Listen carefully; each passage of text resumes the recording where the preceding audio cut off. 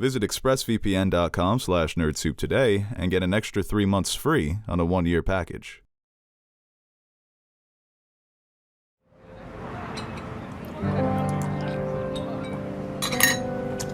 Good soup. Turn the fucking mic on. Fat Joe, underrated. Not the best, not the worst, but he does his job. Right? That's sometimes why I believe in destiny. Like, Fat Joe was meant to be Fat Joe. Yeah, Lean Back is a banger. It's funny because it's the same beat as Candy Shop. You listen to Lean Back and Candy Shop. Dun, dun, dun, boom. This is crazy. It's the same exact beat. I need to listen to this. You want me to play them? Do, do, do, do, do, do, do. Yeah, Candy Shop. It's like the same. I think it's Scott Storch. Wow. So he just changed his own homework. He just bit himself. No, it is. You ever see? I did this. I think it was in college in my music class. Played like a YouTube video of this band, and they were just playing like these regular 4 chords, and it basically spanned like 40 years of pop music, just using those same 4, Right. like resurfacing it ever so slightly or adding other things to it, and you basically have the beat of every song ever made. Yeah, I was trying to remember. There was something I was upset about with copying or inspiration, and it's funny because they talked about it in Tar, right? I forget what 2 composers they were talking about. They were like, oh, Beethoven essentially copied Mozart's music and just switched it up a little bit for one of his pieces. I forget what it was. They were sampling back then? They always were sampling, and they idolized composers that came before them, and they wrote pieces as homages to them where it was very similar to the pieces that inspired them. So, well, in Creed, that opening song, I didn't know that Jay-Z took that line for Takeover and the song they played in the beginning, or was it vice versa? I think Jay-Z wrote The Watcher. Okay. Because then they did The Watcher Part 2, where it's on Jay-Z's album, and same beat, same hook, I'm pretty sure. Because Jay-Z used to write for Dre. Because he also wrote Still Dre. He wrote a couple of those tracks. He was flowing on Still Dre, bro. I always rap it thinking like in Jay-Z's voice. Kept my ear to the street, signed Eminem. He's triple platinum, doing 50 a week. Bars. I stayed close to the heat, and even when I was close to defeat, I rose to my feet. Standing. Life like a soundtrack, I wrote to the beat. Treat rap like Cali weed, I smoke till I sleep. Hello, everybody, and welcome back to another episode of the Nerd Soup Podcast. I am Bo Oliver, joined here today with Aaron, the Nerd Soup Monkey, and we are back to talk about the world of Hollywood. We got a lot of stories. We've got remakes. We've got U.S. weekend box office. Boy, I just made the outline. I cannot remember for the Teenage Mutant Ninja Turtles. Yeah. They've gone woke. According to what you've seen on Twitter, I guess people are I can't stand this world anymore. Can't do it. So ridiculous. What else? And then, listen to the podcast on YouTube, Spotify, Apple Podcasts, all the places for podcasts. And follow us on social media at BoSoup, at NerdSoupMonkey, and at NerdSoup on most social media platforms. Follow us on Instagram. That's where we take the fan questions. So if you want to appear on the podcast, get immortalized that way. It's like we're retiring your jersey. Except when we ask a fan question and forget who asked it. But, Aaron, how are you feeling today? Good day? Yeah. Nice. You know. All right, first story. That was quick. You could keep going. Nobody's stopping you. How do you feel? I feel all right today, yeah. It was a good day, and then my mom was like, one of my family friend, one of his best friends passed away. Oh. So, you know what? I didn't know the guy, Mom. You didn't have to tell me that. Yeah, people be dying. Yeah, it happens. No, that is a part of life. Someone died in our town. Plane crash. Oh, yeah, dude. That was crazy. Because we have the airport. I mean, people probably hear the airplanes on our podcast, so the airport's right fucking there. Yeah, that's good, Feeling old. Oh, you know what? We actually have something to plug. So if you go to the description, we're actually doing an audience survey. So real quick, about 3 minutes, will help us out, get a better idea of some of our audience demographics, basic questions like, do you have a pet? Do you brush your teeth every night? Stuff like that. So all anonymous. So cool. Can I do it? Sure, but don't fuck it up. Oh, why would I do that? You're supposed to answer truthfully. No. You and Teddy are going to be like, I want a pet alligator. Think you're fucking Cat Williams in Atlanta. He did have an alligator. I love when the little kids are like, no, he's got an alligator in there. Genius show. Yeah, so if you're willing to take that survey, as I said, real quick, 3 minutes, and it would really help us out. Then we're going to sell your data to Elon. Hell yeah. For Hell no. How much? Now you're asking the right questions. Yeah. You know when people I hate when people say, it's like, oh, you feel any Can you different? help me move? Oh. Yeah. You feel any different now? Oh, that you're 30? Yeah. Right. No, I feel the same as I did last week. I'm not giving you, this would be my 3rd happy birthday, so I'm not doing it. You gave me 2? One on the Fan Question podcast. Oh, nice. So that is now available for our patrons for $1 a month. So that's actually those Fan Question podcasts, dude, are really worth it. It's not even me trying to sell it because we just take it so seriously. So our conversations are just like the conversations we have on the regular podcast, where we talked about how they're going to adapt T-Lou Part 2. We talked about Friends versus Seinfeld. We talked about whether or not Jay from Modern Family would be considered hot in the real world. Yeah, that was a good one. It was an in-depth discussion there, so it's a good podcast. Check it out. But yeah, you're 30. Look at that. Dirty 30. Dirty 30. I like that. I like rebranding things. Right? Yeah. Like everyone. 30's a new 20. Yeah, people are like, oh, well, my brother was like, yeah, well, I mean, I think 30s are better than 20s. That's what you tell yourself to make you feel better. But I think it's a little bit of that, but also when you're 30, you may have things more figured out, where 20s is always associated with freedom and youth. But for a lot of people in their 20s, there's a lot of stress that goes into trying to find a career, trying to finish school. Some people, going for their masters. Look at somebody like Marissa. She's going to be 27, done with school. I feel like I didn't do much in my 20s. Me neither, dude. I fucking wasted the fuck out of my 20s. I'm about to bring it to the 30. I'm going to Europe for the first time before I turn 30, so I can say, yeah, I went to Europe first time in my 20s. You never been to Europe? Never been. It's funny because at first I thought you were being genuine, but then I remembered you just being a dick because you did that trip last year. No, I'm mostly being a dick. But yeah, that was so. I don't know, I guess I see the world a little differently now. In what way?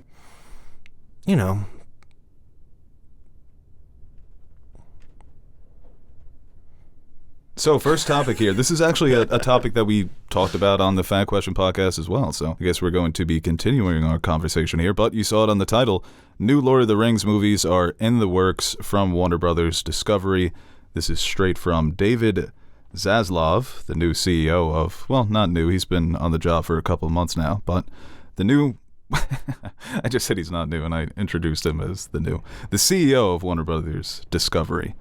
And so there's a lot of moving parts that went into this. So the group that now owns the rights for the Lord of the Rings movies is a company called Embracer Group. So there was a big acquisition where it wasn't only the rights for Lord of the Rings, but it was some of these other smaller companies as well. And the rights to the rings were included in that. And there's no official plans as to what it would be, what they're adapting. No writers, no directors. Apparently, there's been conversations with Peter Jackson, Fran Walsh, who wrote the original trilogy that was so successful, and they also worked on the Hobbit movies. But as I said, there's a lot of moving parts because Amazon owns the rights to the television shows, kind of, and then there's another company that owns the rights to Lord of the Rings board games. It's a lot. But Aaron, I'll let you just take the floor because I know you have opinions on this. So, initial reactions to this news. Well, it wasn't really clear. Like when it first broke, people were thinking, are they going to remake them or are they going to expand off of what we already saw in the main trilogy? And I think it's something that, as a fan of those first 3 movies, Lord of the Rings never really struck me as something that would lend to a cinematic universe, as, obviously with Marvel or even Star Wars to some extent. And I guess it's not only the fact that they're based off of books and the original author is obviously no longer around and there isn't that much more. There is more material to expand upon, but this seems very much removed from that. And it's going to be somebody else's own vision or what they kind of would interpret some of his works to be or go off of that. So it doesn't seem like it's coming from a place of like honoring or love. It seems just like, hey, we have these rights, so let's see what we can squeeze out of them. Look at the Amazon series. That was based off of footnotes from the original books. There was literally scavenging scraps to try to make something out of nothing, really. And I don't know. It's like, what is this going to be about? Is this going to be post-trilogy, pre-trilogy? And I feel like we're already getting that with Rings of Power. I don't really know too much about the lore. I'm like still reading the main book, and I haven't even sniffed at the. Is that gonna be a problem? Yeah, it is what it is. It's windy out. Sorry, guys. I just keep hearing that. Yeah. It seems like we're fucking recording in a wind tunnel. Yeah. But like the I can never say that right. Silmarillion.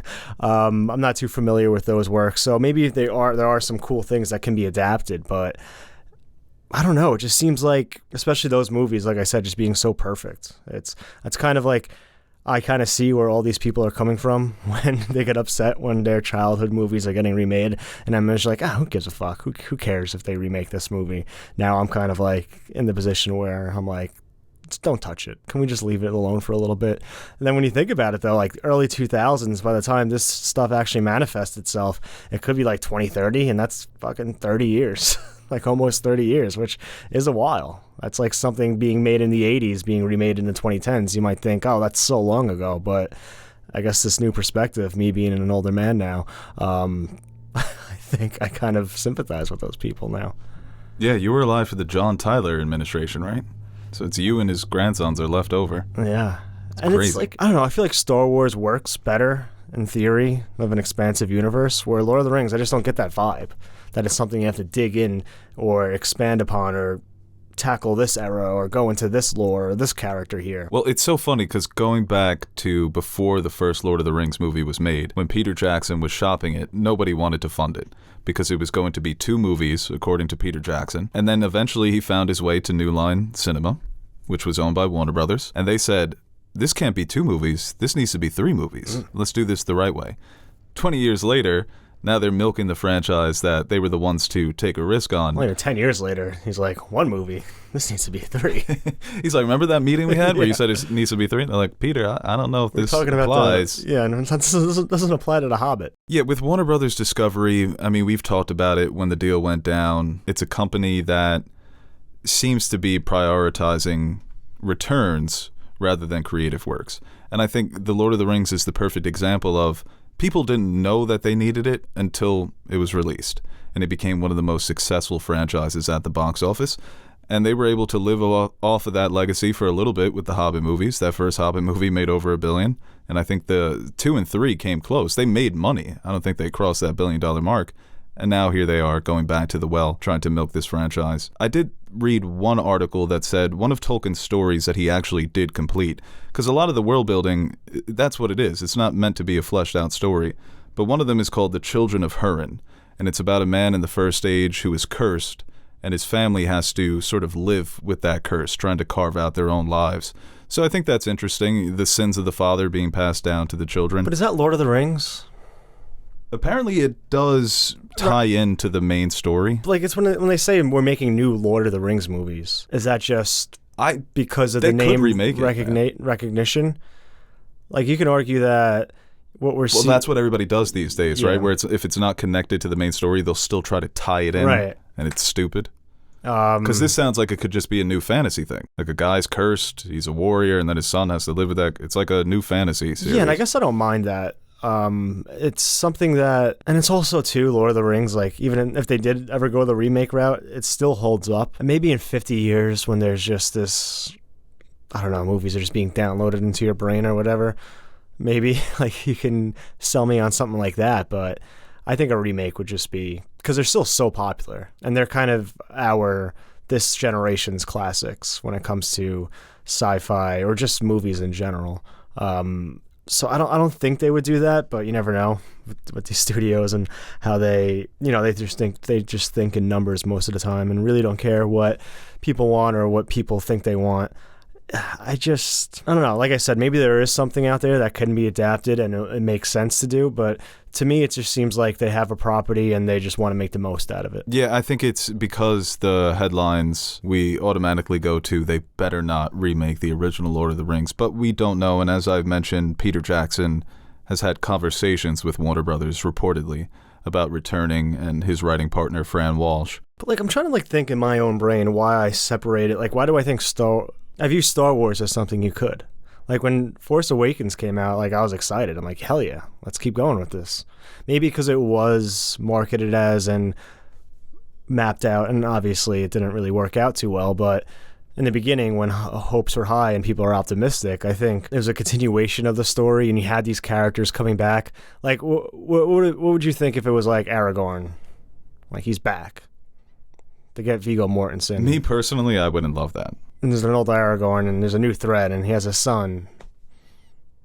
If it's good, I'll watch it and say it's good, but it's not something that gets me excited. Why is that more digestible for Star Wars? I'm just trying to figure out my own, like, why I don't like it. Well, I think I do for one and don't for another. There's a pulpiness to Star Wars. It's got that comic book quality to it that there are other stories that you can explore. There's a lot of room to create new characters because you see it whenever there's a new Star Wars movie, they're going to create new characters. With Lord of the Rings, you want to see characters who are already established be adapted. As I said, the world building, the peripherals of the Lord of the Rings world, make it come to life. But that doesn't necessarily mean I need a story about all those different corners of the world. It's the same thing with the Song of Ice and Fire. I think we talked about this recently on the podcast, where I don't need to see a Faceless Men origin story or the Oberyn origin story or all these different groups and people and creatures. It helps the world, but that's not the main story. That's my interest when I go back and watch Lord of the Rings. If it's something like, as I mentioned, The Children of the Hurin, and we even have that upcoming The War of Rohirrim animated film, where it's basically a Helm's Deep origin story as to why Helm's Deep became so important. And the great king of Rohan. So that's cool. That just seems, but like, I guess it's just the way it's presented, because that just seems like something you can do in animation and make it worthwhile, and it's not really that much of a deviation or something that they're trying to come out of thin air with. Because even like with Game of Thrones, when we talked about the season, the Jon Snow sequel show. Yeah, that very much feels like somebody said, we need to make some money. But that's what episode 7 is. It was Disney being, we need to make some money. But for some reason, it just works for that universe. When you go back and watch mid-2000s Red Letter Media videos, and they're talking about how after Revenge of the Sith, that they felt that Star Wars was too ubiquitous and they need to pull it back. We have too much Star Wars. And then fast forward almost 20 years later, there's a million Star Wars shows, and we've had all these movies and the spin-off movies, Han Solo, Rogue One, the new sequel trilogy. It wasn't a success, I think most people would say. Just from financially it was. They made money. Probably could have made more money if the story was better, but it's considered a failure narratively. But then you have success with Mandalorian, you have success with Andor and stuff like that. So but look where at the state where Mandalorian is in right now, people are already so frustrated by their asinine decision to unite Mando and Baby Yoda in the Boba Fett show that nobody gave a fuck about. Yeah, so they're running wild. into the problems of, even when they give us new stories, they're like, no, well, we need to go back to the Skywalker saga. Season 2 is revving up. We're getting Mando versus Moff. What's that motherfucker's name again? Moff Gideon. Moff Gideon. Man, they're going to square off. He's got the Darksaber. He's got some staff. And then who shows up is Luke Skywalker. Oh, shit. I guess it's Luke. So even with Star Wars, they say, oh, it's a big expanded universe. Nobody gives a shit. They just want to see lightsabers and Skywalkers. I was thinking about that too, like why I hate the Mandalorian and the Boba Fett so much. Not like I like the episodes, but why I hate that decision. But like, is it any different than Wanda becoming Scarlet Witch in a Doctor Strange movie? And then next time you see Wanda, you expect people to be... It's kind of the same like mental battle I was having against my competing takes with the Lord of the Rings doing this and why I accept it for other things. And then I thought about this with Star Wars and how we accept it in Marvel as it being no problem at all. Well, I think people do criticize it. Yeah, I think Marvel's... Even Marissa, I remember when the first Avengers came out, her big problem was she hadn't seen a lot of those setup movies. She had seen a few, but she thought it was rushed. That there's no character development. We don't know any of these characters. We're supposed to believe that they're a team now, that they're heroes, that they would come together. And my argument was, well, you have to go and see the other movies. So I don't think it's a new criticism, but Marvel gets away with it more because those shows and the whole interconnected universe, that's their big selling point. And it was for Star Wars, but it was just it's so unnecessary what Star Wars did.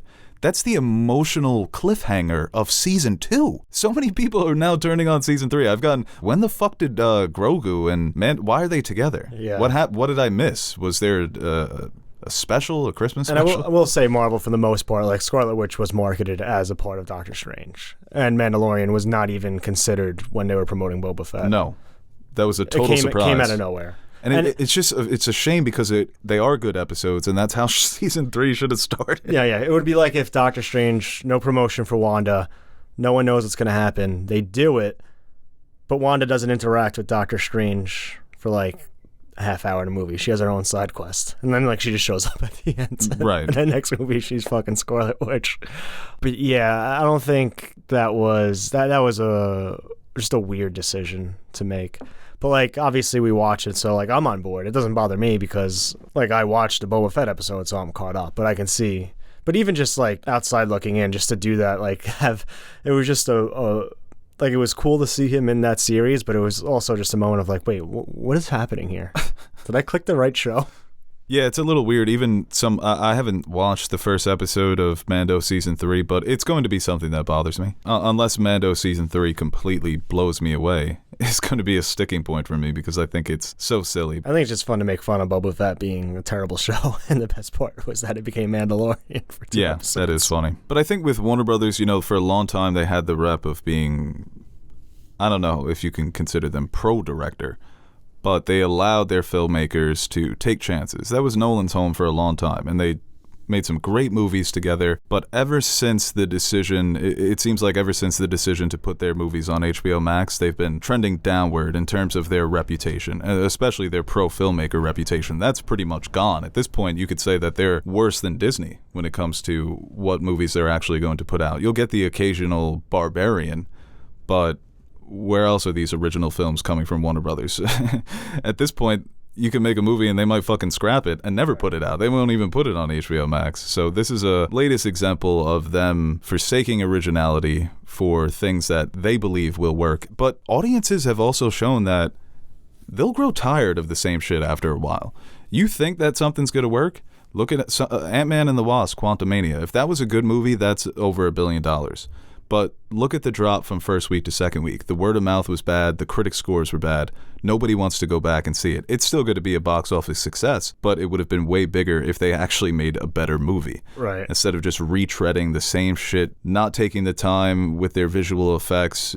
It will eventually start to turn people off. So, well, I mean, if they like sit down with Peter Jackson, right, and they come up with this good idea and it makes sense, then sure, I'll get behind it and I'll be excited for it. But it's really like I'm not going into it with in a place of confidence. It's more like you have to change my mind rather than, and I think that's for a lot of fans of Lord of the Rings. Prove us wrong, and then we can get on board of what you're trying to do.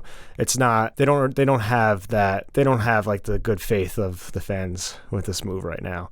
And maybe that's what they expected, like, oh, people to get excited about it and have that built-in momentum going into whatever project they want to do when most people are a little skeptical of what's going to happen. And Peter Jackson, man, this is a prove-it movie.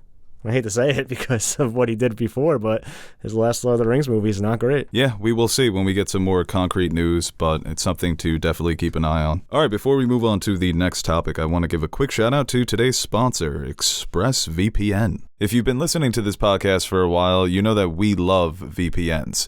But it's important to have a VPN you can trust and know is legit. That's why we recommend ExpressVPN.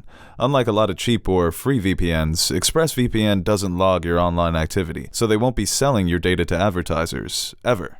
They even developed a technology called Trusted Server to make their VPN servers incapable of storing any data at all. ExpressVPN also uses Lightway, a new VPN protocol engineered by Express to make user speeds faster than ever. Sometimes using a VPN can slow down your connection, but ExpressVPN is always blazing fast, allowing me to stream videos in HD quality with zero buffering. It's also super easy to use. You don't need to be tech savvy or learn any additional skills. Just fire up the app and you're one button away from the ultimate protection. So easy that even your grandparents can do it.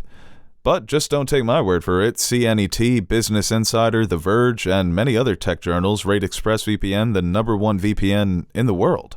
So protect yourself today with a VPN that I use and trust. And if you use our link, expressvpn.com/nerdsoup today, you will get an extra 3 months free on a 1-year package. That's expressvpn.com/nerdsoup. Visit expressvpn.com/nerdsoup to learn more. Yeah, I don't know if you've gone through my browsing history since you're borrowing my laptop, but definitely could use some ExpressVPN. Yeah, a couple things troubled me.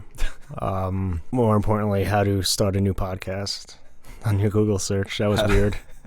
How to fire your friends and still maintain a friendship. 10 reasons why Jordan's better than LeBron. This whole time. Yeah, there's a couple things that made me question, and it's like you don't even need a VPN for that. You can just clear your history. Getting a little sloppy there. All right, let's move on to U.S. weekend box office. We had a big winner over the weekend at number 1, and that was Creed 3, which came in with $58 million domestically. Worldwide, it opened to $101 million. It is the biggest domestic opening for the Rocky franchise. Dalmatian money. Hell yeah. And also the biggest opening, I think, internationally for the Rocky franchise as well. So there you go. Warner Brothers, you never know what you're going to get from them. Sometimes it's good, sometimes it's original. Some GM, no? Right. I think Warner Brothers, it was like a co-production type of thing. But I guess they need somebody else to hold their hand if it's going to be good. Number 2, Ant-Man and the Wasp: Quantumania came in with $12 million. And the story with that, as we just mentioned, has been the steep declines from week to week. So first weekend to the second weekend was the biggest drop in Marvel's history, or the MCU's history. And it just dropped another 60% in its third weekend. So keep an eye out on that, see how much it makes. There's so much going on outside right now. I know, dude. Fucking the wind and the train and that airplanes and the trucks. Backing up noise. Now there's a block party. Oh, man. Dave Chappelle's block party. Cocaine Bear came in at number 3 with $11 million worldwide. That's at $53 million off of a $35 million budget. So it's looking like it's going to be a success. Number 4 was the new Demon Slayer movie, which I incorrectly stated was a new story. It's actually just a retelling of some of the primary episodes from Season 2, as well as the first episode for the upcoming Season 3, but that made $10 million.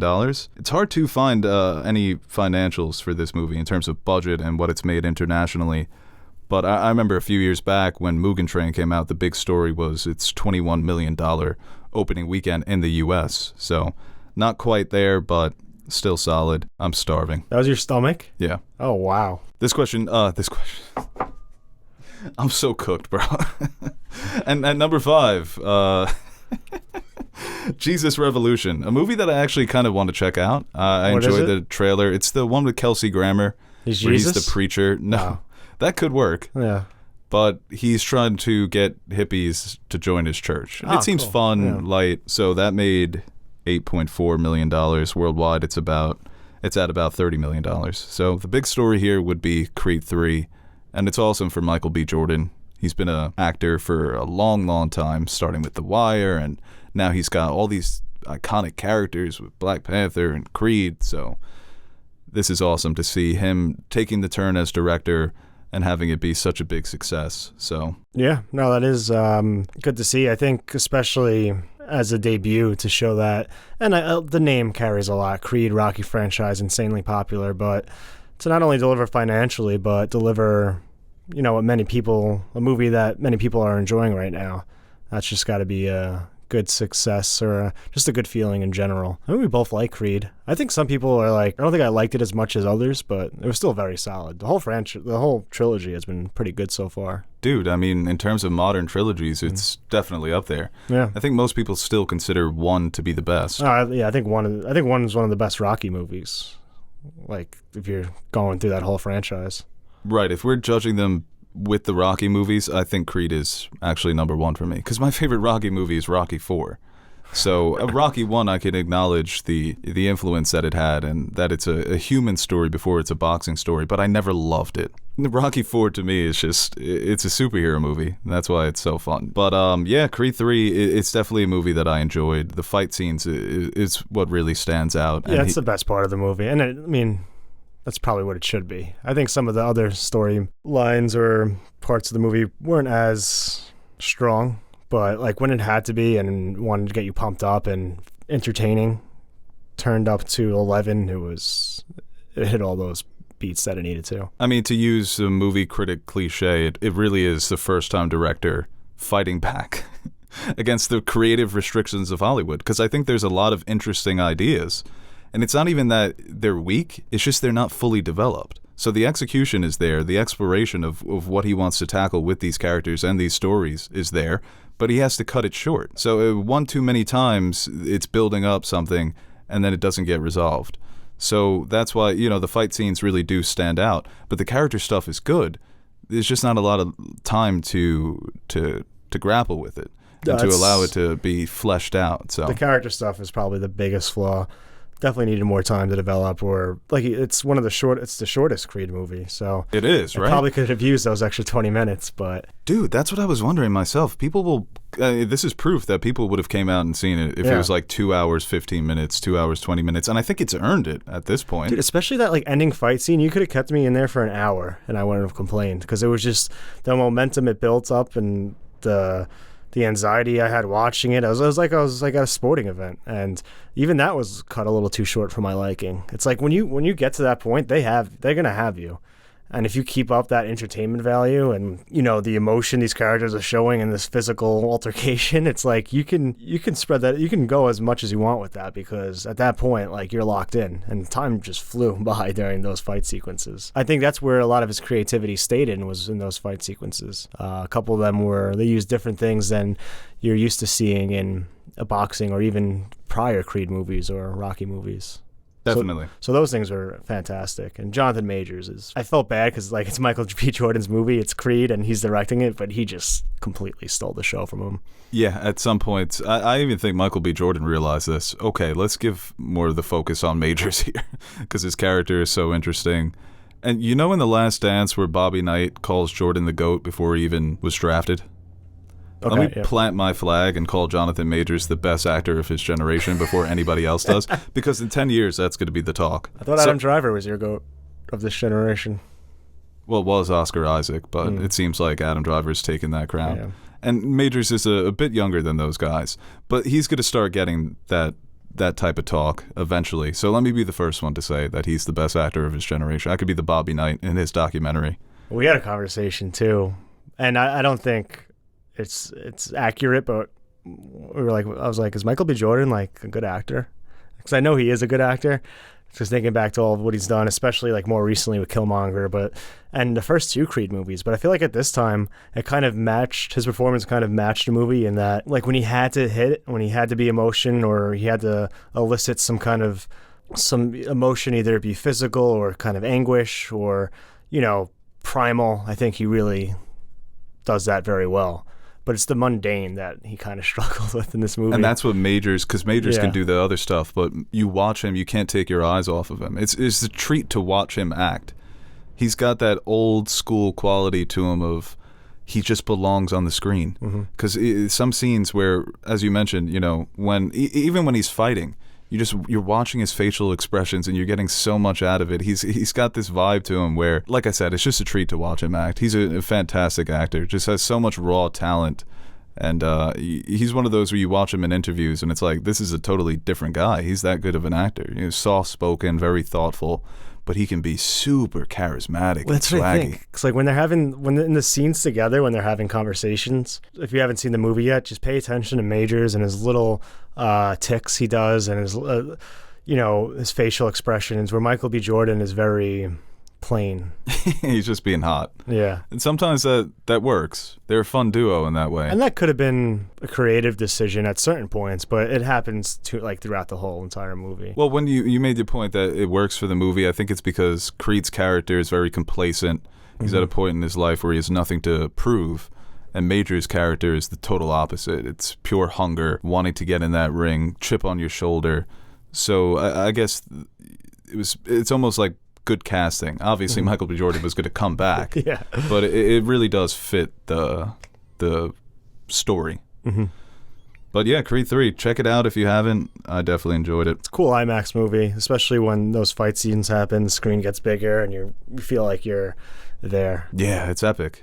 People have always said that boxing translates the best to movies. Certain sports, basketball's the worst, even football's, you struggle with it, but with boxing, it's two people in the ring, and you can get really creative with the camera shots and angles, and of course the choreography, so you have so much to play with. That's why it's so impressive, because it's not an easy movie to direct, by no means, and Michael B. Jordan being a first-time director, obviously he's been around the game for a long time, so he's probably picked up a lot of things. They say boxing it's like a dance, right? Yeah, it is. So I think it's easier from a choreography standpoint to make that all happen, because it is like you're filming a dance sequence. Getting the right beats and the movements and everything, it all very it flows. When you're doing football, you just every other sport movie, you're cutting every 2 seconds, right? Because these people can't play the sport that they're trying to act like they're playing. Right, dude. You know who would make a great boxing movie? Spielberg. Can you imagine the fight sequences?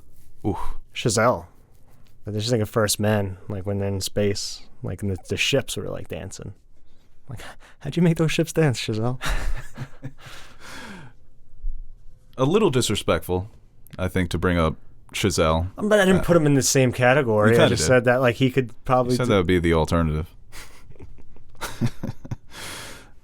Gotta watch Babylon, good movie. All right, well, you know what? We're gonna hit on this story real quick. The new trailer for the Teenage Mutant Ninja Turtles. I put it on the outline. Totally forgot to watch it, but you did watch it, right? Yeah, it looks cool. I think the animation style actually looks very creative. Okay. It doesn't look like it was like thrown together.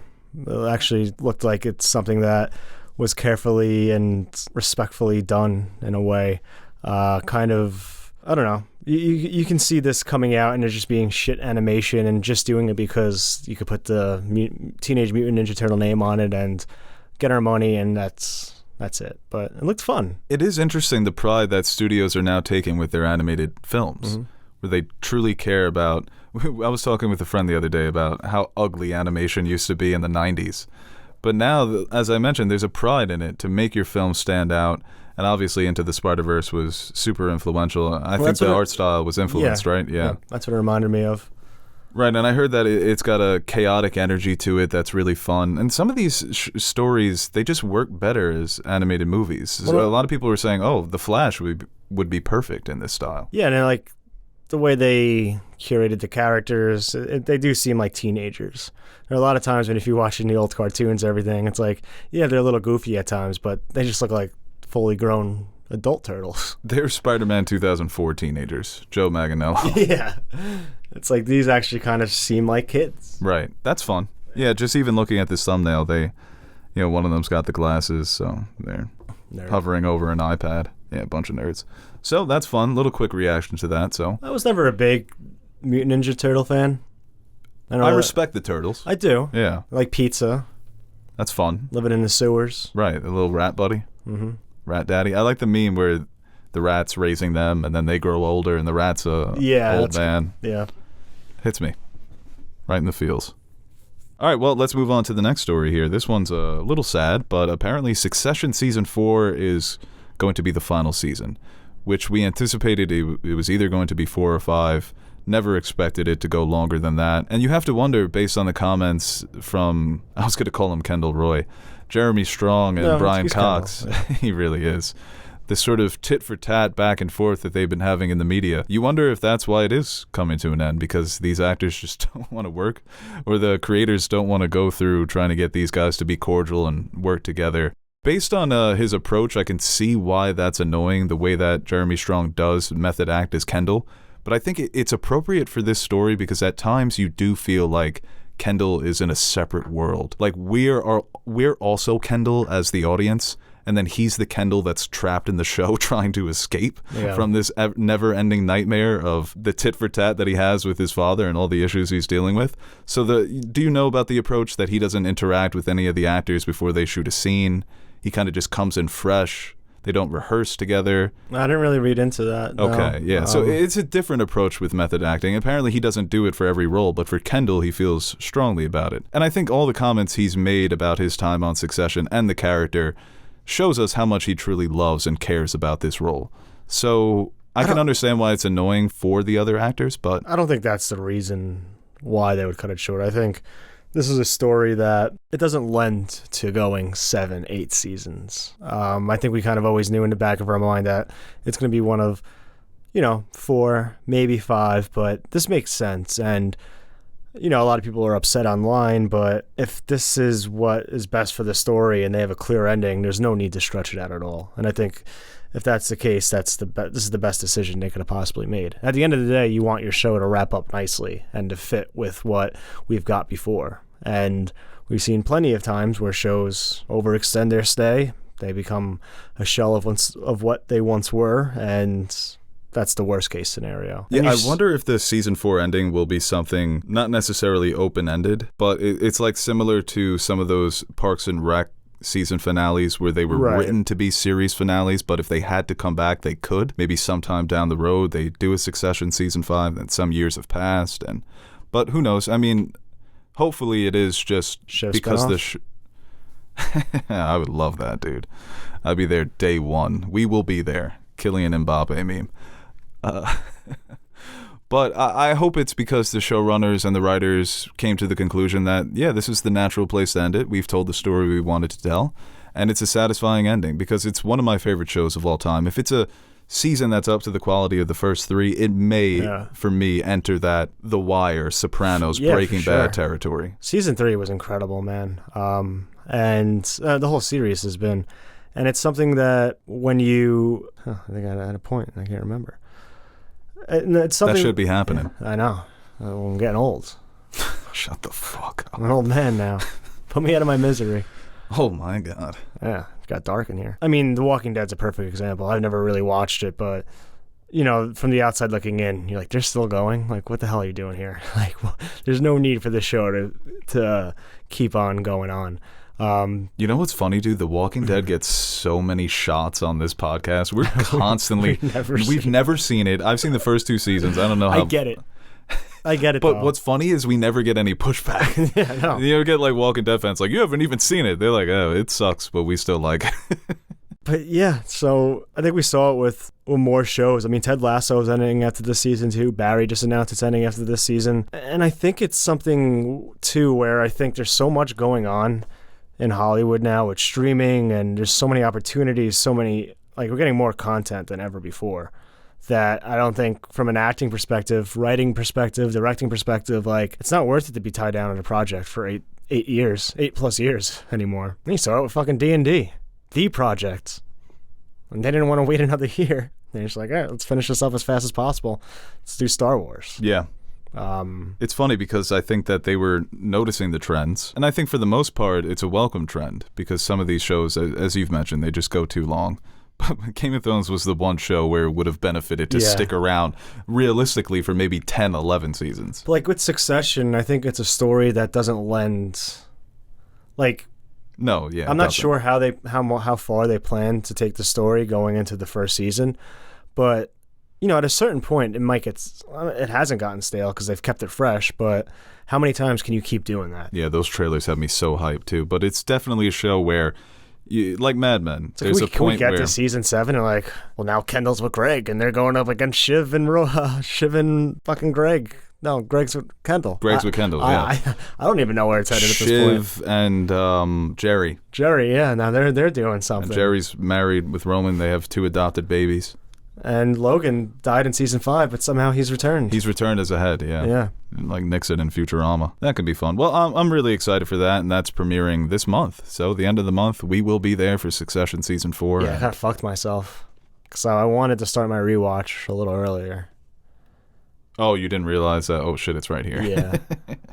Yeah, that'd be happening. I mean, 3 seasons, I can get it done. Well, you've got time for your Alien rewatch because the new Alien movie has just entered production. That's the next story on our podcast. That was an ad segue. I started Prometheus the other day. I love Prometheus. Did I start it or was it on TV? I watched like 7 minutes of Prometheus. Fassbender's so underrated in those movies. I think I may be the only person on Earth who loves Prometheus and Covenant. Yeah, I like Prometheus. I don't like Covenant. Right. And people who like Covenant hated Prometheus, but I kind of just like them both. But this new one from Fedi Alvarez, who, you know, he's sort of hit or miss. You know, the first It movie was good. The second one, not so much. And I don't know. I mentioned Barry ending. I'm thinking about when Hank is talking about him making Barry wants to make him an army. He's like, oh, so like an army of assassins. NoHo Hank might be the best character on TV. But as I mentioned, Fedi Alvarez, first It movie, good. Second one, not so much. But I liked Don't Breathe. His Girl with the Dragon Tattoo movie, not as good as the Fincher one, but still solid. That was a Claire Foy one, right? Yes, it was. Claire Foy, fantastic actress, just not as good as the Rooney Mara one. But I'm excited for this. We don't know much about what the movie is actually going to be. We got a short synopsis that it's going to follow a group of younger characters. So, and they released a cast list, young group of people who are destined to cross paths with a terrifying threat. I imagine it's going to be the alien. So, I don't know how excited I am about this. I kind of just wanted Ridley to keep doing his thing, because what I loved about Covenant, maybe it's not so strong on story, but that is an angry fucking movie. That is a ruthless, brutal movie where the kills are brutal and the characters are just it's so depressing and nihilistic. Well, which is in complete contrast to Prometheus, because Prometheus is about finding purpose. Where it's similar themes, but it's searching for God and what am I supposed to be in this world? And then The Covenant's just ugly. It feels like this franchise is two different franchises shoved together. Yeah, it's weird. Because Alien is just very much a nice little horror movie that the unknown, but it's like, I don't know, like you're trapped on the ship and you have this monster in there and you don't know what it is about. Like, simple but effective. Alien 2, you find more of them. And you're like, oh, fuck, the last one was scary. It was only one. Now there's a million of them. This is fucking really scary. But it was more action-based and kept true to what it was. And Prometheus is like, oh, humanity came from these blue guys. We shared DNA with them. And now we're just touching upon different themes and going into this massive world build and lore that really has no connection to the first two other than the creature itself. Completely skipped over David Fincher's Alien. I mean, they skipped over David Fincher's Alien. Some people like that movie. I fucking hate that movie. I do like the one shot, though, of Sigourney Weaver when the alien's all up in her face. That one iconic shot. But yeah, no, it's funny. Well, Prometheus... It's like the first is like, oh, I'm scared. They hint at the alien, right? The alien's not in it, though.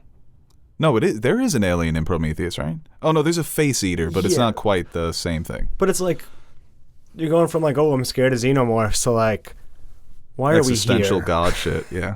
It's funny. That's why I kind of get a kick out of it. Because then in Covenant, they went right back. It's the same guy, too. You know, it's like Ridley Scott taking back control of his franchises. And they literally nuked the plot from Prometheus. Quite literally, he drops a bunch of bombs on this planet. We get no answers.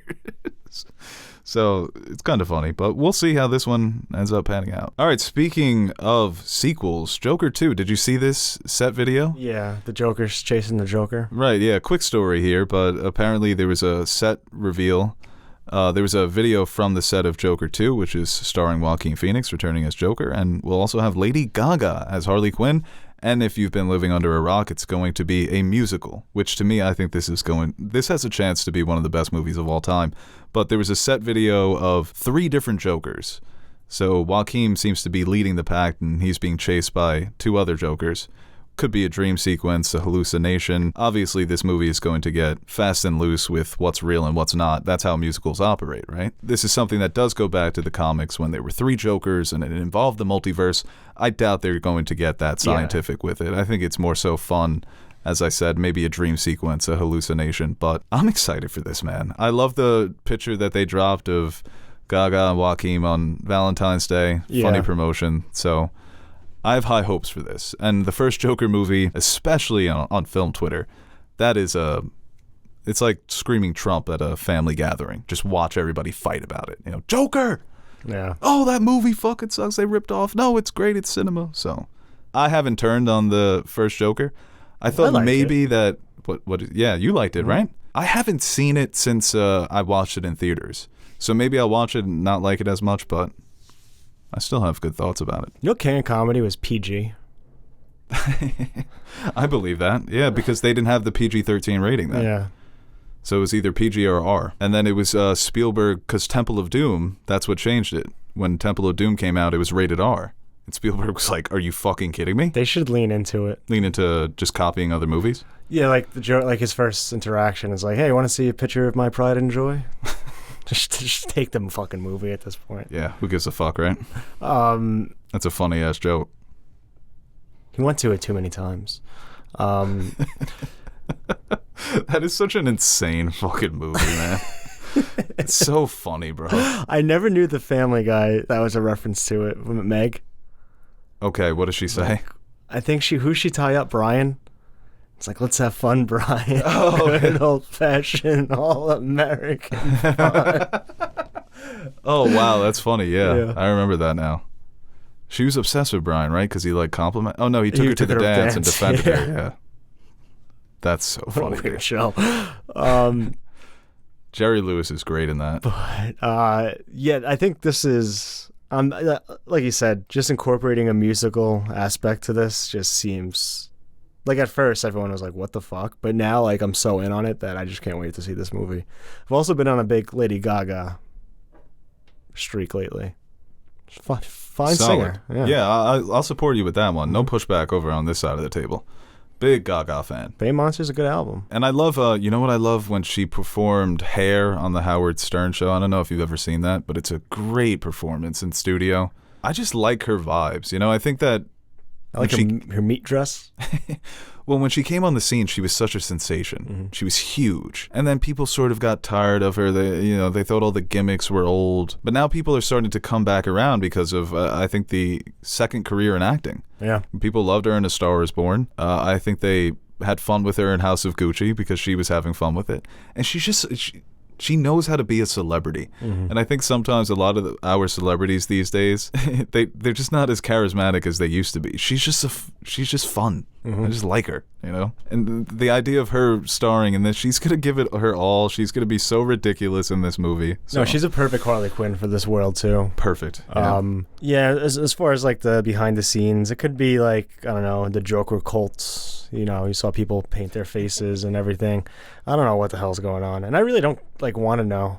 I don't really want to see much about this or have anything spoiled in terms of like what the vibe's going to be going into it. Yeah, this would be a fun movie to watch without any trailers, just knowing absolutely nothing about it. Yeah, I do remember the Joker discourse that was fun. Was it? Last story here, and then we'll wrap it up. No fan questions today.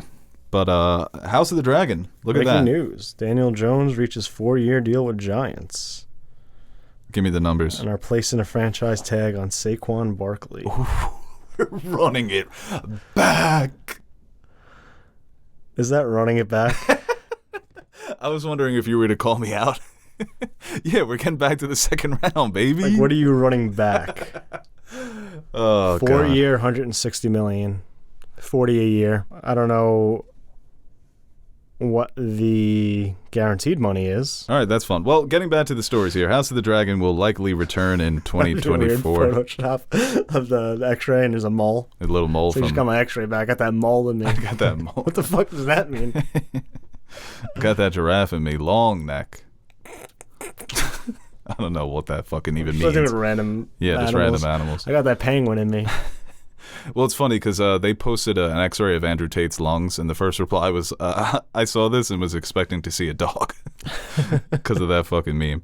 But yeah, House of the Dragon will likely return in 2024, so Season 2 will begin production. Well, is in pre-production and will begin filming this spring, but according to Casey Bloys, who is the content CEO of HBO and HBO Max, it's more than likely that it will come back in summer 2024 because they mentioned that it's probably not going to qualify for next year's Emmys, so that means summer. Which, that could be fun, right? House of the Dragon, fire, summer. Star Wars news. Patty Jenkins' Feige Star Wars films have been shelved. Taika Waititi's still working on his Star Wars movie, and will star in it. Breaking news from 2 years from now. Taika Waititi's Star Wars movie has been shelved. Yeah. Ryan Johnson's still working on his trilogy. They're going to keep Ryan Johnson around because he's having so much success outside of Star Wars. It's like, maybe. Yeah, here's Peacock show is really good, actually. Poker Face, right? Or something like that? Yeah. Yeah, I've heard good things about it. It's so funny. I always forget her name. But the star of that show, she was in Orange is the New Black. That's tough for me. She was in the Knives Out Glass Onion. She's one of the ones playing Among Us with... Not what's-her-face that looks like Paul McCartney. It's not Angela Lansbury. It can't be. Natasha Lyonne. Okay. Yeah. Right. I always wondered, why was she in that Among Us game? Like the celebrity cameo? And then she got her own Ryan Johnson show a year later. So I'm like, oh, that's why. She was so good in that cameo. He was like, you know what? Original series, starring you. Well, they're probably already filming that, and it's like... Yeah, right. Yeah, that was the Ethan Hawke cameo. Apparently he was just filming something on the next lot. Oh, really? Yeah, and he just decided to, I'll do a day's work. It is so random. It's just Ethan Hawke. Yeah. He just works for Edward Norton. It's kind of funny. But yeah, House of the Dragon. Yeah. I mean, there's not much to touch there. We just thought we'd mention it. We were going to put it as the title, but I've gotten sick of that, so went with the Lord of the Rings title. Yeah, I think that's good news. I think 2024, it would be like, a year and a half since last season. And, I mean, look at the numbers. Everyone talking about The Last of Us, so popular. I mean, it's reaching those House of the Dragon numbers. Like, it's approaching, but it just shows you, like, that still, the Game of Thrones world still holds just so much weight when it comes to television viewers, and the fans are, I think, all the way like back bought in. Like, I don't think there's any hesitancy coming off of season 8 anymore. It's like, all right, we know we got viewers, they're excited for season 2. We're going to continue and keep this rolling. So no shock there. My Giants group chat, me, Cam, and Manny's, they're going back and forth. Cam hates Daniel Jones. I'm just guessing. He's more upset about the deal. Manny's more so there was no alternative, but it's still going to fuck us. That's a lot of fucking money. It's a great time to be a mid-quarterback in the NFL, man. It really is. I blame Kirk Cousins. All right, guys, that does it for this week's episode of the Nerd Soup Podcast. Thank you so much for listening, for liking, for supporting. No questions? No questions today. We're going to wrap this up, so. One question. One question? Yeah. Okay, let's take one question here. This is a special one. This is like really, like you said before, get your name in the rafters. This is big. The only question on the Lord of the Rings movie announcement podcast. Put that on your tombstone. And the question is from that duck son Quack. I mean, that could fit on a banner. Long ass name. We'll make it work. Smaller font. That's what they do with Antetokounmpo. Who would win in a fight between LeBron James and Daniel Day-Lewis in character? I guess if he's method acting as Brock Someone Lesnar, who can beat John Jones. Yeah. Method acting as someone who could beat up LeBron James. LeBron James might have some trouble. I got a kick out of those jokes at the time, and they're like, "Oh, Daniel Day-Lewis, why don't you method act as somebody who cures cancer?" Fucking asshole. No, LeBron beat the crap out of him. Well, you know what? Let's just take a couple of fan questions. Oh, okay. I'll cut out the stuff we talked about football, but.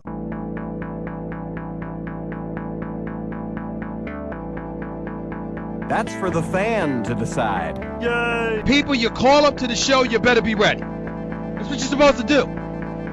Sitting there arguing and you're trying to spell your name and all of this other stuff.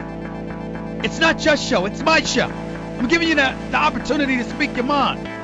Don't call up here unless you got something to say. All right, this question here from Nicky Nick 27. Thoughts on new Attack on Titan episode, and are you guys doing a separate video? I thought it was great, and yes, we are doing a separate video. Yeah, I loved it. We talked about it on the review, but yeah, going into it, like, I was kind of like, oh, they're killing their own momentum. It's been so long. And then once it started, I'm like, yeah, I'm back. This shit's good. Yeah, they won us over as soon as they won me over in like the first 5 minutes. I was like, oh yeah, this is the good stuff. Need more of this. This question here from Cole_Smith123_. What car from any movie would you like to drive? Oh, I've got the answer right away. It's the car from Who Framed Roger Rabbit? Remember that car, the animated car? Yeah, I did, yeah. And he used to get upset when the car would drive itself. He was like, no, you give me the wheel. I think it was a big moment when he gave him the wheel. Who Framed Roger Rabbit? Masterpiece. Love that movie. Jessica Rabbit. Oh, special. Yeah. Special talent. I love that line when she's like, what can I say? He makes me laugh. That man Rogers, Riz. Are you kidding me? Yeah. Study that shit, bro. Johnny Bravo could never. Johnny Bravo was getting curved left and right. Yeah, dude. He needs to study the Riz of Roger the Rabbit. Dark movie, too, dude. I scarred when the villain killed the little shoe. Oh, yeah. When he put him in the cartoon I haven't acid. seen that movie in so long, but yeah, that was... Broke my heart. It's thinking about it is making me emotional. I don't know. I like Batmobile, the DeLorean, travel through time. That could be fun, yeah. Yeah. Go visit your grandma as a kid. I don't know. Yeah. Doesn't he try to fuck his mom in that movie? No, his mom tries to fuck him. Yeah. Mm-hmm. Weird. So, the Batmobile. Batmobile, yeah. The car from Drive My Car. Green Hornet. Yeah, that could be fun, right? A little friend car. One of the James Bond cars, right? Go into the ocean, turn into a submarine. Are you kidding me, dude? You're on a first date and you're like, watch this. Choo, choo, choo, choo. I don't know how to get back up. Press the wrong button, ejector. Yeah, right, yeah. Just drown. This question here from Pable the Table. How would you describe the impact pop culture has had in your lives? Too much of an impact at this point. Yeah. No, it's literally everything. I mean, for most people, probably, right? It consumes most of their lives, their entertainment, what they do for fun. For us, yeah, but I don't know about most people. But I guess a lot of things could be considered pop culture, but we definitely have more of an obsession with it than most. Yeah. We're known as the go-to guys of, oh, who's that actor? What's that movie? Of who's that? And even if we don't know it, it's just people assume we do. Yeah, no, I do a lot of, I'll hear a song a lot of times, I'll be like, oh, like, what movie is this from? So right. It's hard to separate, or I'll reference things just every day, or like, oh, this is kind of like in that movie when this happens. It's like just walking in the park. So it's kind of like, I'm kind of like Frodo right now. Oh, my Frodo shit. I think about that all the time when people say, oh, I'm taking the personality of the latest movie that I just watched, where after Tar, all of a sudden I was very Tar-like, where I was texting Teddy and promising him things. Yeah, what? No, about her whole commitment to being a great artist. Yeah. Writer's block. Okay. This question here from Little Rojo. Who's winning a knife fight, Liana Mormont or Ellie? No, it is like, I was watching Vinland Saga, and I'm like, I should learn how to, like, sword fight. No practical use in today's society. But, like, that would just be cool, just to be fucking beat everyone up with a sword. You know what I want to do? It's something that won't last for my life, but I want to go on one of those really strict diets and just get ripped so I can do mountain climbing. Do you have to be ripped to go mountain climbing? No, but I think, I've never had a true 8-pack. I flirted with a 6-pack, but I want to become just ridiculously ripped. Not for, like, anything like people can look at me and say I'm ripped, but when, you know, like when Majors is climbing the ropes and then he starts doing pull-ups? Yeah, that's cool. I would like to be able to say I could do that. Yeah. No, I mean, but I don't think... No, you don't. It's more so just being anyone your could core look like strength. Jonathan Majors. No, you can't. No, it's more so for the core strength. Yeah. I want to get that core strength. So who's winning in a knife fight, Liana or Ellie? I mean, Liana's going to pack her up. As much as I love Ellie. Oh, yeah. Sorry. Yeah, Ellie's getting cooked. Sorry for that, man. This last question here from Photo Fox. Dream sponsorship for the podcast. Like to benefit me? Yeah, there's a lot of different ways that we can go about this. Maybe Lobos, LeBron's tequila. Yeah, that'd be cool. Right, yeah. Like somebody that we like. Listen, I'm not trying to say he owes us an interview, but he should definitely hop on. We're on the front lines, bro. We really are, especially because he's super divisive still, which is putting it lightly. We take the most shit for our pro LeBron stuff. I mean, as a big LeBron fan, sometimes like last night, like he tweeted some weird shit. And the dream with MJ? No, was it? Oh, the thing about Bronny? That was weird too, but let that man hype his kid. What I found weird was just woke up from having a dream that MJ and I were shooting the SH asterisk plus sign. Didn't spell shit. Like, he clearly blanked that out. And then last night he tweeted, man, Bronny definitely better than some of these cats I've been watching on League Pass today. Shit, lightweight, hilarious. So why didn't he put it out 2 days ago? Yeah. But last night he just let it fly. Well, he sometimes does care too much about his image. So he tries to give off the all shucks family man guy stuff. That's the Jordan tweet. And then you get the real LeBron, which I think more people would appreciate more if he was just that guy all the time. Yeah, what time did he tweet that? 11:43 p.m. He's become the dad in the stands yelling at the crowd. Glasses of wine. Yeah, hell yeah. They said that motherfucker was limping on one leg to flip over the laundry after tweeting that. He went full wine dad. No, but the tweet with MJ, everyone's like, yo, why are you capping like this, bro? There's no way you had that vivid of a fucking dream. The funniest tweet was, the Lakers are one game out of the playoffs, and this man's having wet dreams about Jordan.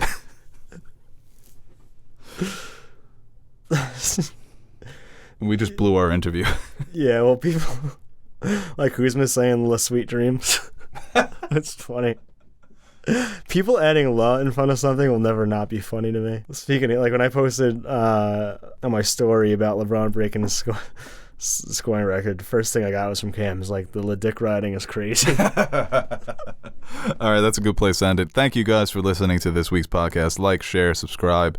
Thank you as always for all the support. For Aaron the Nerd Suit Monkey, I am Lobo Oliver, signing off. I thought you were going to say something. Yeah, I don't I thought have you had anything. something. No, I don't got anything. Cool. Wow, that was probably our best review yet. Hey guys, Aaron the Nerd Suit Monkey here with a brief shameless plug before we end the video.